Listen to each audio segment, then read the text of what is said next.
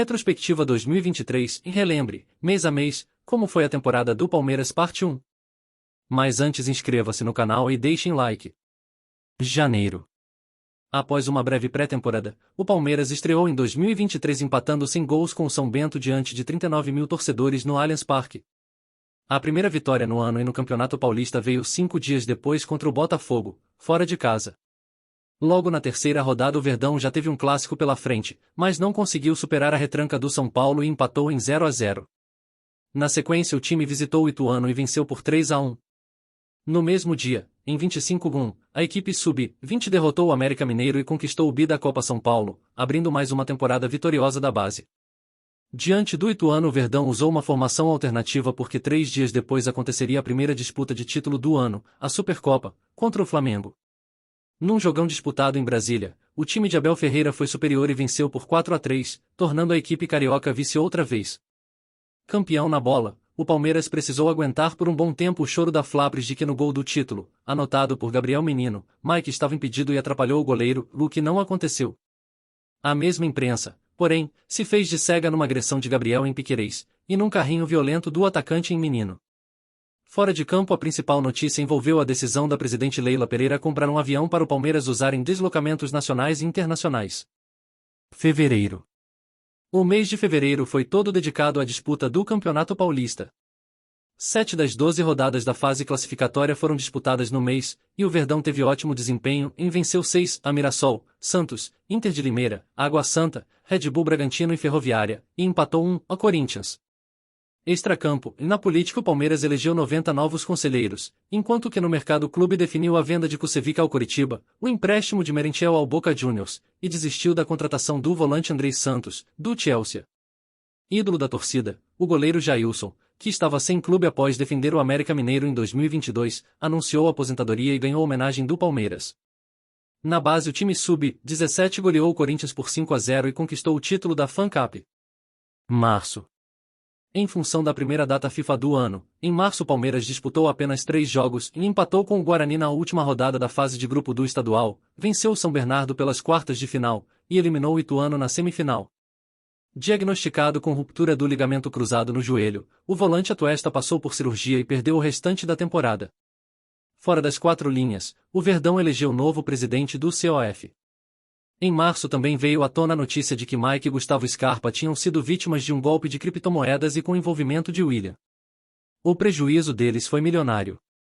No meio do mês a FIFA anunciou a realização de um Super Mundial em 2025 e confirmou a presença do Palmeiras, campeão da Libertadores em 2021. Graças a um acordo entre as diretorias, o Palmeiras, que havia enfrentado o Santos no Morumbi em fevereiro, emprestou o Allianz Parque para o rival disputar as quartas de final do Paulista contra o Água Santa. O time do Jardim Leonor foi eliminado nos pênaltis, mas a torcida se encantou com o estádio do Verdão. No mercado à procura de um primeiro volante para substituir Danilo, o Palmeiras recebeu uma negativa do Atlético Mineiro por Alan. No final do mês o clube anunciou a contratação de Richard Rios, que se destacou pelo Guarani na disputa do Paulista. O colombiano chegou para suprir a ausência de Atuesta. No último dia de março o clube também confirmou o retorno de Arthur, que seria o segundo e último reforço de 2023. O atacante, que estava no Red Bull Bragantino, foi contratado para substituir Scarpa. Ainda no terceiro mês do ano o técnico Abel Ferreira precisou refutar uma grave acusação de fraude fiscal. Abril. O primeiro compromisso do Verdão em abril foi o jogo de ida da final do Paulista contra o Água Santa, na Arena Barueri. Numa atuação irreconhecível, o time de Abel Ferreira foi superado por 2-1. Focado na partida de volta, o Verdão usou reservas na estreia da Libertadores contra o Bolívar, fora de casa, e acabou derrotado de virada. 4 dias depois o Palmeiras repetiu o que fez em 2022 diante do São Paulo e massacrou o Água Santa, também por 4-0, confirmando o bicampeonato paulista. Em abril o Verdão também iniciou a trajetória na Copa do Brasil. O primeiro jogo contra o Tombense foi na Arena, e o time venceu de virada por 4-2. A partida de volta aconteceu no final do mês, e o empate em 1-1 em Uberlândia bastou para a classificação. No meio do mês o Palmeiras estreou no Brasileirão contra o Cuiabá e venceu por 2-1. Ainda em abril foram disputadas mais 2 rodadas, e empate em 2-2 com o Vasco, no Rio de Janeiro, e vitória por 2-1 sobre o Corinthians, no Allianz Parque.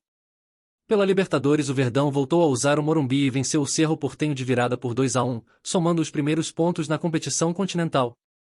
Agitado em campo, movimentado fora dele, em abril o Palmeiras assinou o primeiro contrato profissional com Estevão, outro fenômeno da base.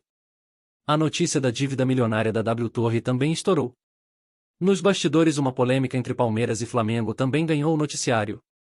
Incomodada com a tentativa da equipe carioca em ter regalias na criação da liga, a presidente Leila Pereira provocou o adversário, debochando da perda do título carioca para o Fluminense.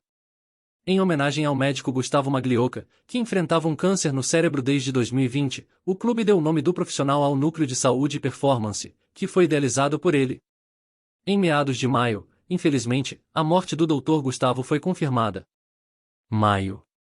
O mês de maio foi cheio, novamente com jogos por todas as competições. Pelo Brasileirão, o Palmeiras disputou 5 jogos, com 2 vitórias e 3 empates. As vitórias foram incontestáveis, em 5-0 no Goiás, fora, e 4-1 no Grêmio, em casa. Os empates foram com Red Bull Bragantino, AC, Santos, AC, e Atlético Mineiro, no Mineirão, partida que ficou marcada por um erro absurdo da arbitragem, a anulação do gol de bicicleta de Rony. A essa altura, o Botafogo já começava a abrir vantagem na liderança. Pela Libertadores, o Verdão enfrentou o Barcelona e o Cerro Porteño, conquistando 2 vitórias tranquilas, ambas fora de casa, 2-0 sobre o time equatoriano, a jogo em que Murilo lesionou o ombro, e 3-0 no paraguaio. Já pela Copa do Brasil, o Palmeiras disputou os 2 jogos das oitavas de final contra o Fortaleza. Na ida, em casa, a vitória por 3-0 encaminhou a classificação. A derrota na partida de volta, a 1-0, não comprometeu. Fora de campo, a batalha entre Palmeiras e W Torre ganhou um novo capítulo, com o clube exigindo o reconhecimento facial até de clientes do passaporte. No final do mês, a polícia abriu um inquérito para investigar o calote da construtora. Nos bastidores, a notícia de que o volante Gabriel Menino e a presidente Leila Pereira foram convocados para depor na CPI das apostas esportivas repercutiu mal, tanto que os deputados desistiram dos requerimentos. Ao mesmo tempo, a CBF descartou paralisar o Brasileirão por causa das denúncias de manipulação de resultados que envolveram vários jogadores. Junho. A insuportável data FIFA voltou a dar a caras em junho, fazendo o Palmeiras disputar apenas 6 jogos, sendo 4 pelo Campeonato Brasileiro e os últimos 2 da fase de grupos da Libertadores. Pelo torneio nacional, as vitórias sobre Coritiba, em casa, e São Paulo, fora, fizeram o Verdão se reaproximar do Botafogo, mas depois da data FIFA o time voltou mal. Primeiro perdeu para o Bahia, em Salvador, e depois para o próprio Botafogo, em casa. Ao invés de ficar a 2 pontos do líder, viu o adversário abrir 8 de vantagem. Pela competição continental, o Palmeiras fez o dever de casa e confirmou a melhor campanha geral com as vitórias sobre Barcelona, a 4-2, e Bolívar, a 4-0. Extracampo, um árbitro FIFA admitiu, sob anonimato, que existe perseguição ao técnico Abel Ferreira. Uma prova foi um levantamento feito por um torcedor e denunciado pelo PTD. Em 1/4 das expulsões do português tinham acontecido, até então, pelas mãos dos irmãos Wilton e Sávio Pereira Sampaio. Já na briga entre Palmeiras e W Torre, a justiça determinou que a construtora quitasse em 3 dias a dívida de quase 130 milhões, mas pouco tempo depois a decisão foi revogada. Na base, o time sub-17 goleou o Atlético PR e conquistou o título da Copa do Brasil. No mercado, o Palmeiras precisou negociar Giovani com um time do Catar para manter as contas em dia, conforme explicou Leila Pereira na ocasião da venda. Vítima de racismo, o meia-atacante Bruno Tabata foi suspenso pela Conmebol por 4 meses. O jogador, no entanto, não voltaria a defender o Verdão porque pouco tempo depois foi emprestado, também para o futebol do Catar.